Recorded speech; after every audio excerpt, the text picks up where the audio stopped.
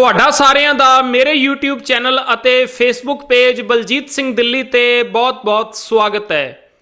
ਭਗਤ ਕਬੀਰ ਜੀ ਦੇ ਸ਼ਲੋਕਾਂ ਦੀ ਚੱਲ ਰਹੀ ਲੜੀਵਾਰ ਵਿਚਾਰ ਨੂੰ ਅੱਗੇ ਤੋਰਦਿਆਂ ਹੋਇਆਂ 10 ਨੰਬਰ ਸ਼ਲੋਕ ਦੀ ਵਿਚਾਰ ਲੈ ਕੇ ਮੈਂ ਤੁਹਾਡੇ ਸਾਹਮਣੇ ਹਾਜ਼ਰ ਹਾਂ। ਕਬੀਰ ਰਾਤੀ ਹੋਵੇਂ ਕਾਰੀਆਂ ਕਾਰੇ ਉਭੇ ਜੰਤ ਲੈ ਫਾਹੇ ਉਠ ਧਾਮ ਦੇ ਸੇ ਜਾਨ ਮਾਰੇ ਭਗਵੰਤ। ਇੱਥੇ ਲਫ਼ਜ਼ਾਂ ਵੱਲ ਗੌਰ ਕਰਿਓ। ਕਾਰੀਆਂ ਲਫ਼ਜ਼ ਆ ਰਿਹਾ ਹੈ। ਕਾਰੀਆਂ ਦਾ ਅਰਥ ਹੈ ਕਾਲੀਆਂ, ਹਨੇਰੀਆਂ, ਕਿਉਂਕਿ ਰਾਤੀ ਭਾਵ ਰਾਤਾਂ ਦਾ ਜ਼ਿਕਰ ਹੋ ਰਿਹਾ ਨਾ, ਹਨੇਰੀਆਂ ਰਾਤਾਂ ਦਾ ਜ਼ਿਕਰ ਹੋ ਰਿਹਾ, ਇਸ ਕਰਕੇ ਕਾਰੀਆਂ ਲਫ਼ਜ਼ ਲਿਖਿਆ ਗਿਆ। ਉਹਦਾ ਮਤਲਬ ਕੀ ਹੈ? ਕਾਲੀਆਂ ਹਨੇਰੀਆਂ ਰਾਤਾਂ। ਰਾਤੀ ਹੋਵੇਂ ਕਾਰੀਆਂ ਭਾਵ ਹਨੇਰੀਆਂ ਰਾਤਾਂ ਦੀ ਗੱਲ ਜਿਹੜੀ ਹੈ ਉਹ ਚੱਲਦੀ ਪਈ ਹੈ। ਕਬੀਰ ਜੀ ਫਰਮਾਉਂਦੇ ਨੇ, ਕਬੀਰ ਰਾਤੀ ਹੋਵੇਂ ਕਾਰੀਆਂ। ਹੇ ਕਬੀਰ, ਜਦੋਂ ਰਾਤਾਂ ਹਨੇਰੀਆਂ ਹੁੰਦੀਆਂ ਹਨ, ਠੀਕ ਹੈ, ਕਾਰੇ ਉਪੇ ਜੰਤ, ਤੇ ਉਸ ਸਮੇਂ ਜਿਹੜੇ ਕਾਲੇ ਦਿਲਾਂ ਵਾਲੇ ਮਨੁੱਖ ਨੇ, ਇੱਥੇ ਇੱਕ ਹੋਰ ਲਫ਼ਜ਼ ਆ ਰਿਹਾ ਕਾਰੇ। ਕਾਰੇ ਦਾ ਅਰਥ ਹੈ ਕਾਲੇ। ਜਿਹੜੇ ਕਾਲੇ ਦਿਲਾਂ ਵਾਲੇ ਮਨੁੱਖ ਨੇ ਭਾਵ ਭੈੜੀ ਸੋਚ ਵਾਲੇ, ਭੈੜੀ ਵਿਚਾਰ ਵਾਲੇ ਜਿਹੜੇ ਮਨੁੱਖ ਨੇ, ਉਹ ਉੱਠ ਖਲੋਂਦੇ ਨੇ। ਉਭੇ ਦਾ ਅਰਥ ਕੀ ਹੈ? ਉੱਠ ਖਲੋਣਾ। ਉਹ ਉੱਠ ਖਲੋਂਦੇ ਨੇ। ਲੈ ਫਾਹੇ ਉਠ ਧਾਮ ਦੇ। ਫਾਹੇ ਇੱਥੇ ਕਿਹਾ ਗਿਆ ਬੰਧਨਾਂ ਨੂੰ। ਐਸੇ ਲੋਕ ਜਿਹੜੇ ਹੁੰਦੇ ਨੇ ਉਹ ਬੰਧਨਾਂ ਦੇ ਵਿੱਚ ਬੰਨੇ ਹੁੰਦੇ ਨੇ। ਬੰਧਨ ਕਿਹੜੇ ਨੇ? ਜਿਹੜੇ ਮਨੁੱਖ ਨੂੰ ਪਏ ਹੋਏ ਨੇ। ਨਾਨਕ ਔਗਣ ਜੇਤੜੇ ਤੇਤੇ ਗਲੀ ਜੰਜੀਰ, ਭਾਵ ਔਗਣਾਂ ਦੇ ਬੰਧਨਾਂ ਦੇ ਵਿੱਚ ਬੰਨੇ ਹੁੰਦੇ ਨੇ। ਲੈ ਫਾਹੇ ਉਠ ਧਾਮ ਦੇ, ਤੇ ਆਪਣੇ ਘਰੋਂ ਉਹ ਨਿਕਲ ਪੈਂਦੇ ਨੇ ਕਿਸੇ ਦੇ ਘਰ ਦੇ ਵਿੱਚ ਚੋਰੀ ਕਰਨ ਵਾਸਤੇ, ਕਿਸੇ ਦੇ ਘਰ ਦੇ ਵਿੱਚ ਡਾਕਾ ਮਾਰਨ ਵਾਸਤੇ। ਮਤਲਬ ਕਬੀਰ ਜੀ ਨੇ ਨਾ ਇਸ ਸ਼ਲੋਕ ਦੇ ਵਿੱਚ ਇੱਕ ਬਾਹਰਲੀ ਗੱਲ ਕਰਦਿਆਂ ਹੋਇਆਂ ਸਾਡੇ ਜੀਵਨ ਦੀ ਗੱਲ ਕੀਤੀ ਹੈ। ਇੱਕ ਕਾਲੇ ਦਿਲ ਵਾਲੇ ਮਨੁੱਖ ਦੀ ਐਗਜ਼ਾਮਪਲ ਦਿੰਦਿਆਂ ਹੋਇਆਂ, ਇੱਕ ਭੈੜੀ ਸੋਚ ਵਾਲੇ ਮਨੁੱਖ ਦੀ ਐਗਜ਼ਾਮਪਲ ਦਿੰਦਿਆਂ ਹੋਇਆਂ ਸਾਡੇ ਅੰਦਰ ਦੀ ਗੱਲ ਕੀਤੀ ਹੈ ਕਿ ਜਿਹੜਾ ਮਨੁੱਖ ਭੈੜੀ ਵਿਚਾਰ ਵਾਲਾ ਹੈ ਨਾ, ਜਦੋਂ ਰਾਤ ਹੁੰਦੀ ਹੈ, ਜਿਵੇਂ ਚੋਰ ਹੈ, ਜਿਵੇਂ ਡਾਕੂ ਹੈ, ਉਹ ਆਪਣੇ ਘਰੋਂ ਨਿਕਲ ਪੈਂਦਾ ਹੈ ਕਿਸੇ ਦਾ ਘਰ ਲੁੱਟਣ ਵਾਸਤੇ, ਠੀਕ ਹੈ। ਪਰ ਗੌਰ ਕਰਿਓ, ਇਹ ਤਾਂ ਕੇਵਲ ਇੱਕ ਐਗਜ਼ਾਮਪਲ ਹੈ। ਗੱਲ ਮੇਰੇ ਜੀਵਨ ਦੀ ਹੈ, ਗੱਲ ਸਾਡੇ ਸਾਰਿਆਂ ਦੇ ਜੀਵਨ ਦੀ ਹੈ। ਹੁਣ ਗੌਰ ਕਰਿਓ ਜਰਾ ਕੁ। ਜਦੋਂ ਕਾਲੀਆਂ ਰਾਤਾਂ ਹੁੰਦੀਆਂ ਨੇ, ਹੁਣ ਇੱਕ ਕਾਲੀ ਰਾਤ ਤੇ ਬਾਹਰ ਹੁੰਦੀ ਹੈ, ਹਨੇਰੀ ਰਾਤ ਤੇ ਇੱਕ ਬਾਹਰ ਹੁੰਦੀ ਹੈ। ਇੱਕ ਕਾਲੀ ਰਾਤ, ਹਨੇਰੀ ਰਾਤ ਸਾਡੇ ਜੀਵਨ ਦੇ ਵਿੱਚ ਵੀ ਹੁੰਦੀ ਹੈ। ਪਤਾ ਕਦੋਂ? ਜਦੋਂ ਸਾਡੇ ਜੀਵਨ ਦੇ ਵਿੱਚ ਸੱਚੇ ਗਿਆਨ ਦਾ ਪ੍ਰਕਾਸ਼ ਨਹੀਂ ਹੁੰਦਾ। ਜਦੋਂ ਗਿਆਨ ਦਾ ਪ੍ਰਕਾਸ਼ ਨਹੀਂ ਹੁੰਦਾ, ਜਦੋਂ ਸੱਚੇ ਗਿਆਨ ਦਾ ਸੂਰਜ ਸਾਡੇ ਅੰਦਰ ਨਹੀਂ ਚੜਿਆ ਹੁੰਦਾ, ਤੇ ਹੋਏਗਾ ਕੀ? ਅਗਿਆਨਤਾ ਦਾ ਹਨੇਰਾ ਹੋਵੇਗਾ। ਹੁਣ ਜਦੋਂ ਜੀਵਨ ਦੇ ਵਿੱਚ ਅਗਿਆਨਤਾ ਦਾ ਹਨੇਰਾ ਹੈ, ਮਤਲਬ ਮਨੁੱਖ ਦੇ ਜੀਵਨ ਦੇ ਵਿੱਚ ਭੈੜੇ ਵਿਚਾਰਾਂ ਨੇ ਇਸ ਨੂੰ ਘੇਰਿਆ ਹੋਇਆ ਹੈ। ਭੈੜੀ ਮੱਤ ਨੇ ਇਸ ਨੂੰ ਘੇਰਿਆ ਹੋਇਆ ਹੈ। ਭੈੜੀ ਵਿਚਾਰਧਾਰਾ ਨੇ ਇਸ ਨੂੰ ਘੇਰਿਆ ਹੋਇਆ ਹੈ। ਹੁਣ ਜਦੋਂ ਮਨੁੱਖ ਦੇ ਜੀਵਨ ਦੇ ਵਿੱਚ ਇਹ ਕਾਲੀਆਂ ਰਾਤਾਂ ਛਾਈਆਂ ਹੋਈਆਂ ਨੇ, ਭਾਵ ਭੈੜੀ ਵਿਚਾਰ ਆਈ ਹੋਈ ਹੈ, ਕਾਰੇ ਉਬੇ ਜੰਤ, ਜਿਨ੍ਹਾਂ ਮਨੁੱਖਾਂ ਦੇ ਜੀਵਨ ਦੇ ਵਿੱਚ ਇਹ ਕਾਲੀਆਂ ਰਾਤਾਂ ਛਾਈਆਂ ਹੋਈਆਂ ਨੇ, ਭਾਵ ਭੈੜੇ ਵਿਚਾਰਾਂ ਨੇ ਡੰਕਾ ਵਜਾਇਆ ਹੋਇਆ ਹੈ, ਹਾਹਾਕਾਰ ਮਚਾਈ ਹੋਈ ਹੈ ਜੀਵਨ ਦੇ ਵਿੱਚ। ਕਾਰੇ ਉਬੇ ਜੰਤ, ਕਾਰੇ ਭਾਵ ਉਹਨਾਂ ਮਨੁੱਖਾਂ ਦੇ ਜਿਹੜੇ ਅੰਦਰ ਨੇ ਨਾ, ਜਿਹੜਾ ਜੀਵਨ ਹੈ ਉਹ ਵੀ ਬੜਾ ਕਾਲਾ ਹੋਇਆ ਪਿਆ ਹੈ। ਉਹ ਮਨੁੱਖ ਅੰਦਰੋਂ ਦੀ ਬੜੇ ਕਾਲੇ ਹੋਏ ਪਏ ਨੇ, ਭਾਵ ਭੈੜੇ ਵਿਚਾਰਾਂ ਦੇ ਨਾਲ ਲਿਬੜ ਚੁੱਕੇ ਨੇ। ਭੈੜੇ ਵਿਚਾਰਾਂ ਦੇ ਕਰਕੇ ਅੰਦਰੋਂ ਦੀ ਮੈਲ ਦੇ ਨਾਲ ਭਰ ਚੁੱਕੇ ਨੇ, ਜਿਹਦੇ ਬਾਰੇ 'ਚ ਆਪਾਂ ਪੜ੍ਹਦੇ ਹਾਂ ਨਾ, ਜਨਮ ਜਨਮ ਕੀ ਇਸ ਮਨ ਕੋ ਮਲ ਲਾਗੀ ਕਾਲਾ ਹੋਆ ਸ਼ਿਆ। ਇਹ ਮਨ ਜਿਹੜਾ ਹੈ ਨਾ, ਉਹ ਭੈੜੇ ਵਿਚਾਰਾਂ ਦੇ ਨਾਲ ਕਾਲਾ ਹੋਇਆ ਪਿਆ ਹੈ। ਇਹ ਮੱਤ ਕਾਲੀ ਹੋ ਚੁੱਕੀ ਹੈ। ਹੁਣ ਚੰਗੀ ਮੱਤ ਪੱਲੇ ਨਹੀਂ ਹੈਗੀ, ਹੁਣ ਬਸ ਭੈੜੀਆਂ ਵਿਚਾਰਾਂ ਹੀ ਪੱਲੇ ਨੇ। ਤੇ ਜਿਨ੍ਹਾਂ ਮਨੁੱਖਾਂ ਦੇ ਕੋਲ ਭੈੜੀਆਂ ਵਿਚਾਰਾਂ ਹੁੰਦੀਆਂ ਨੇ ਉਹ ਉੱਠ ਖਲੋਂਦੇ ਨੇ ਕੀ ਕਰਨ ਵਾਸਤੇ? ਕੁਝ ਭੈੜਾ ਕਰਨ ਵਾਸਤੇ। ਲੈ ਫਾਹੇ ਉੱਠ ਧਾਮਦੇ, ਉੱਪਰ ਲਫ਼ਜ਼ ਸੀ ਊਬੇ, ਊਬੇ ਦਾ ਅਰਥ ਕੀ ਸੀਗਾ? ਉੱਠ ਖਲੋਣਾ, ਤੇ ਥੱਲੇ ਲਫ਼ਜ਼ ਵੈਸੇ ਹੀ ਉੱਠ ਵਰਤ ਦਿੱਤਾ ਹੈ, ਲੈ ਫਾਹੇ ਉੱਠ ਧਾਮਦੇ। ਐਸੇ ਮਨੁੱਖ ਜਿਹੜੇ ਹੁੰਦੇ ਨੇ ਨਾ, ਜਿਨ੍ਹਾਂ ਦੇ ਪੱਲੇ ਕੇਵਲ ਭੈੜੀਆਂ ਵਿਚਾਰਾਂ ਹੀ ਹੁੰਦੀਆਂ ਨੇ, ਹਨੇਰੇ ਦੇ ਵਿੱਚ ਆਪਣੀ ਜ਼ਿੰਦਗੀ ਬਤੀਤ ਕਰ ਰਹੇ ਹੁੰਦੇ ਨੇ, ਲੈ ਫਾਹੇ, ਉਹਨਾਂ ਬੰਧਨਾਂ ਦੇ ਵਿੱਚ ਪਏ ਹੁੰਦੇ ਨੇ। ਮਤਲਬ ਬੰਧਨਾਂ ਦੇ ਵਿੱਚ ਫਸੇ ਹੁੰਦੇ ਨੇ, ਬੰਧਨਾਂ ਨੂੰ ਲੈ ਕੇ ਆਪਣੇ ਜੀਵਨ ਦੇ ਵਿੱਚ ਤੁਰ ਰਹੇ ਹੁੰਦੇ ਨੇ। ਤੇ ਬੰਧਨ ਕਿਹੜੇ ਨੇ ਜਿਹਦਾ ਜ਼ਿਕਰ ਹੁਣੇ ਮੈਂ ਥੋੜੀ ਦੇਰ ਪਹਿਲਾਂ ਵੀ ਕੀਤਾ ਸੀਗਾ? ਨਾਨਕ ਔਗਣ ਜੇਤੜੇ ਤੇਤੇ ਗਲੀ ਜੰਜੀਰ। ਜਿੰਨੇ ਵੀ ਔਗਣ ਨੇ ਇਹ ਔਗਣ ਕਈ ਵਾਰ ਜੰਜੀਰਾਂ ਬਣ ਜਾਂਦੇ ਨੇ।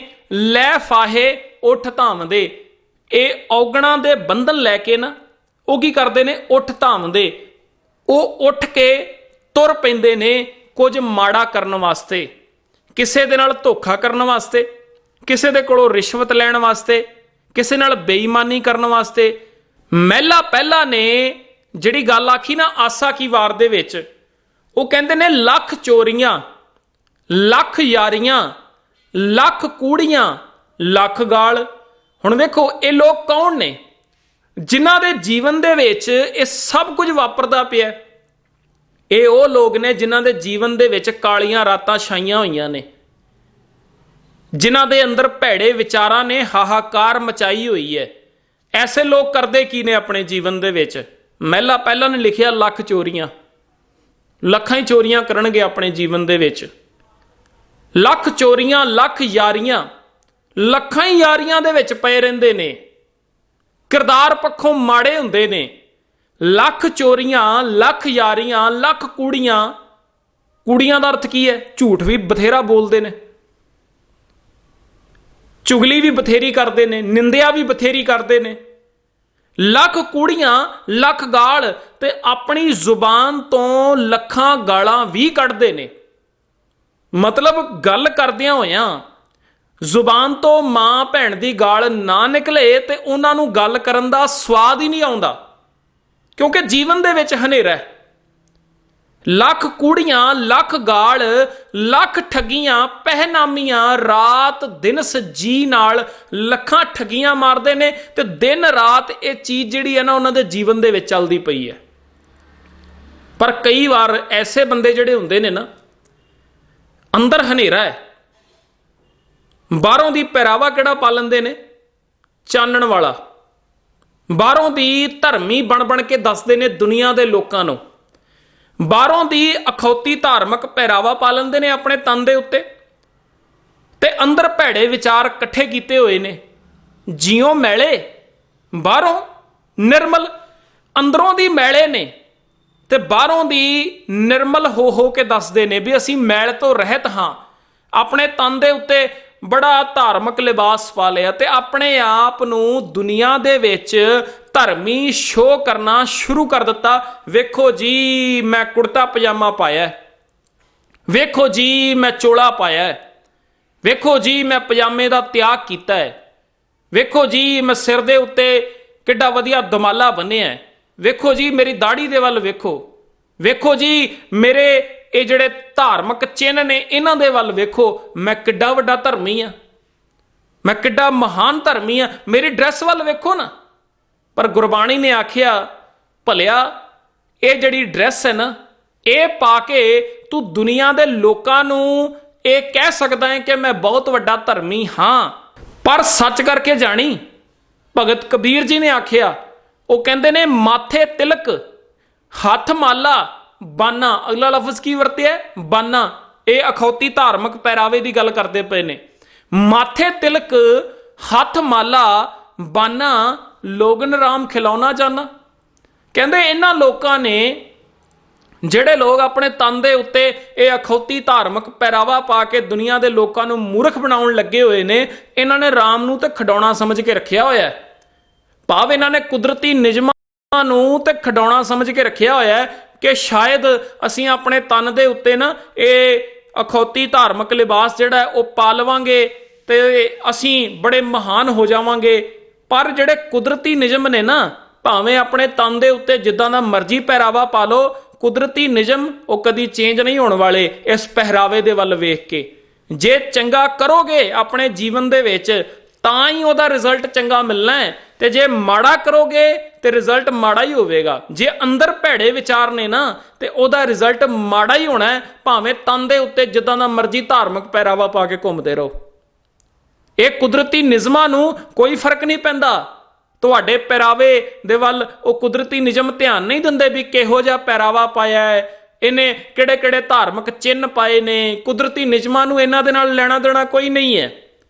ਪਰ ਬਹੁਤੇ ਬੰਦੇ ਅੰਦਰ ਕੂੜ ਕਬਾੜ ਇਕੱਠਾ ਕੀਤਾ ਹੋਇਆ ਹੈ, ਅੰਦਰ ਭੈੜੇ ਵਿਚਾਰ ਇਕੱਠੇ ਕੀਤੇ ਹੋਏ ਨੇ, ਪਰ ਬਾਹਰੋਂ ਦੀ ਅਖੌਤੀ ਧਾਰਮਿਕ ਲਿਬਾਸ ਪਾ ਲਿਆ ਤੇ ਆਪਣੇ ਆਪ ਨੂੰ ਸ਼ੋਅ ਕਰਨਾ ਸ਼ੁਰੂ ਕਰ ਦਿੱਤਾ ਵੀ ਸਾਡੇ ਵਰਗਾ ਤੇ ਮਹਾਨ ਕੋਈ ਨਹੀਂ। ਸੱਚ ਕਰਕੇ ਜਾਣਿਓ, ਐਸੇ ਬੰਦੇ ਜਿਹੜੇ ਹੁੰਦੇ ਨੇ ਨਾ, ਉਹ ਸਭ ਤੋਂ ਖਤਰਨਾਕ ਹੁੰਦੇ ਨੇ, ਕਿਉਂਕਿ ਇਹਨਾਂ ਲੋਕਾਂ ਨੇ ਜਿਹੜਾ ਸੱਚਾ ਧਰਮ ਹੈ ਨਾ, ਉਸ ਨੂੰ ਆਪਣੇ ਜੀਵਨ ਦੇ ਵਿੱਚ ਕਮਾਇਆ ਨਹੀਂ ਹੁੰਦਾ।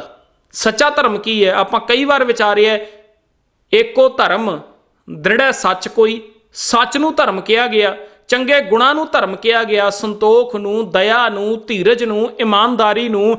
ਇਹਨਾਂ ਲੋਕਾਂ ਨੇ ਇਸ ਸੱਚੇ ਧਰਮ ਨੂੰ, ਭਾਵ ਗੁਣਾਂ ਨੂੰ ਆਪਣੇ ਜੀਵਨ ਦੇ ਵਿੱਚ ਕਮਾਇਆ ਨਹੀਂ ਹੁੰਦਾ।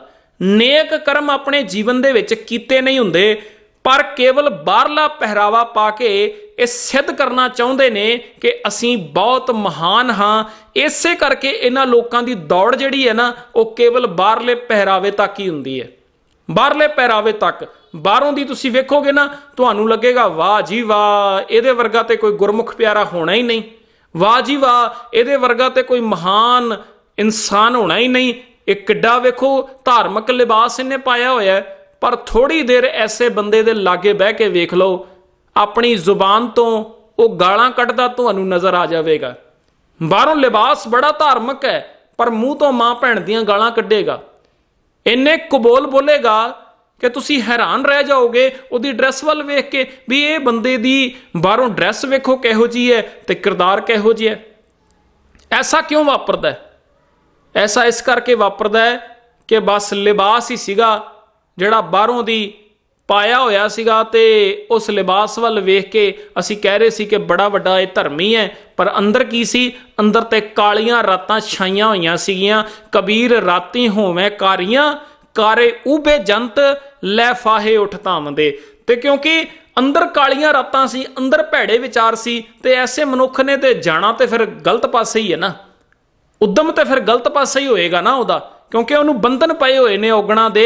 ਉਹ ਔਗਣਾਂ ਦੇ ਵਿੱਚੋਂ ਛੁੱਟ ਨਹੀਂ ਸਕਦਾ, ਭਾਵੇਂ ਤਨ ਉੱਤੇ ਜਿੱਦਾਂ ਦਾ ਮਰਜ਼ੀ ਲਿਬਾਸ ਪਾ ਲਵੇ, ਔਗਣਾਂ ਤੋਂ ਨਹੀਂ ਛੁੱਟਿਆ ਜਾਣਾ। ਜੇ ਔਗਣਾਂ ਤੋਂ ਛੁੱਟਣਾ ਹੈ, ਜੇ ਭੈੜੇ ਵਿਚਾਰਾਂ ਤੋਂ ਛੁੱਟਣਾ ਹੈ, ਤੇ ਆਪਾਂ ਪਿਛਲੇ ਸ਼ਲੋਕਾਂ ਦੇ ਵਿੱਚ ਵੀ ਵਿਚਾਰ ਕੀਤੀ ਸੀ ਕਿ ਜੇਕਰ ਭੈੜੇ ਵਿਚਾਰਾਂ ਤੋਂ ਛੁੱਟਣਾ ਹੈ ਤੇ ਕੀ ਕਰਨਾ ਪਏਗਾ?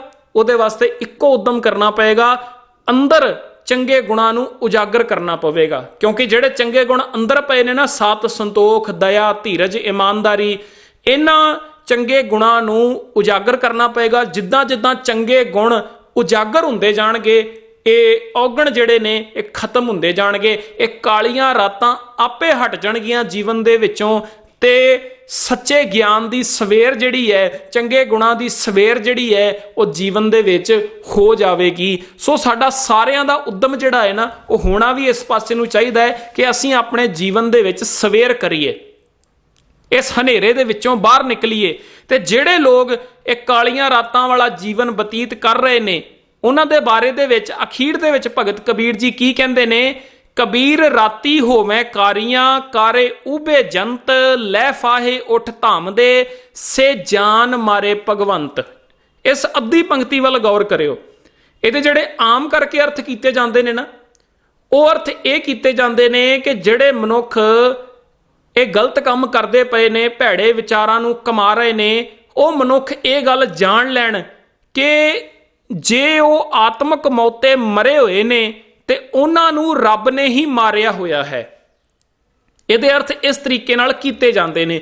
ਤੇ ਸਾਨੂੰ ਕਈ ਵਾਰੀ ਇੰਜ ਲੱਗਣ ਲੱਗ ਪੈਂਦਾ ਹੈ ਕਿ ਰੱਬ ਜਿਹੜਾ ਕੋਈ ਉੱਤੇ ਬੈਠਾ ਹੋਇਆ ਹੈ, ਆ ਜਿਹੜੇ ਲੋਕ ਫਿਰ ਮਾੜੇ ਕੰਮ ਕਰ ਰਹੇ ਸੀ ਤੇ ਰੱਬ ਨੇ ਨਾ ਉਹਨਾਂ ਨੂੰ ਆਪ ਹੀ ਇਹ ਕੰਮ ਕਰਨ ਵਾਸਤੇ ਆਖਿਆ ਹੋਇਆ ਹੈ, ਰੱਬ ਆਪ ਹੀ ਉਹਨਾਂ ਦੇ ਕੋਲੋਂ ਇਹ ਸਾਰੇ ਮਾੜੇ ਕੰਮ ਕਰਾ ਰਿਹਾ ਹੈ।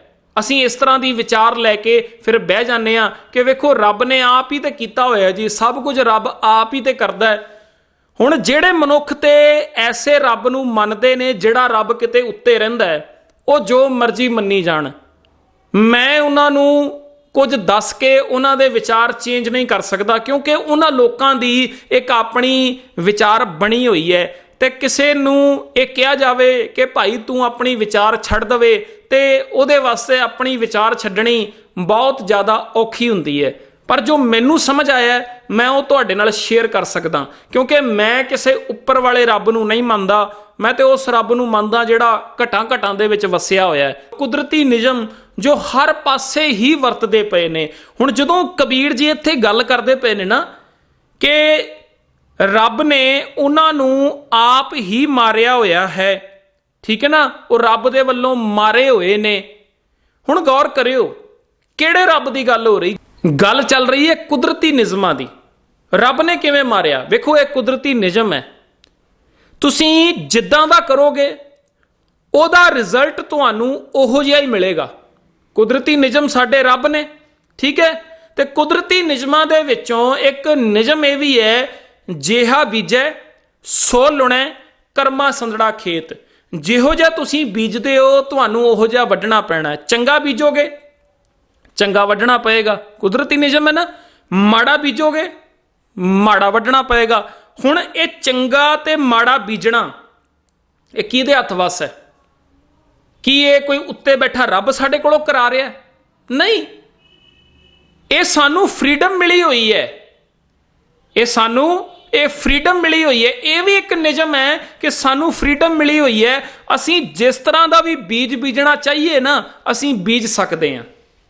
ਚੰਗਾ ਬੀਜ ਬੀਜਣਾ ਚਾਹੀਏ ਚੰਗਾ ਬੀਜ ਬੀਜ ਸਕਦੇ ਹਾਂ, ਮਾੜਾ ਬੀਜ ਬੀਜਣਾ ਚਾਹੀਏ ਮਾੜਾ ਬੀਜ ਬੀਜ ਸਕਦੇ ਹਾਂ। ਬੀਜ ਬੀਜਣ ਦਾ ਅਰਥ ਕੀ ਹੈ? ਕਰਮ ਕਰਨਾ, ਠੀਕ ਹੈ। ਚੰਗਾ ਕੰਮ ਕਰਨਾ ਚਾਹੀਏ ਕਰ ਸਕਦੇ ਹਾਂ, ਮਾੜਾ ਕੰਮ ਕਰਨਾ ਚਾਹੀਏ ਕਰ ਸਕਦੇ ਹਾਂ। ਪਰ ਇੱਕ ਗੱਲ ਚੇਤੇ ਰੱਖਿਓ, ਜੇ ਸਾਨੂੰ ਇਹ ਫਰੀडम ਮਿਲੀ ਹੋਈ ਹੈ ਨਾ ਵੀ ਤੁਸੀਂ ਜਿਸ ਤਰ੍ਹਾਂ ਮਰਜ਼ੀ ਕਰ ਲਓ, ਤੇ ਇਸ ਤੋਂ ਬਾਅਦ ਜਦੋਂ ਅਸੀਂ ਕਰਮ ਕਰ ਲੈਂਦੇ ਹਾਂ ਉਸ ਤੋਂ ਬਾਅਦ ਇੱਕ ਨਿਯਮ ਸਾਡੇ ਉੱਤੇ ਲਾਗੂ ਹੁੰਦਾ, ਉੱਥੇ ਫਿਰ ਸਾਡੀ ਨਹੀਂ ਚੱਲੇਗੀ।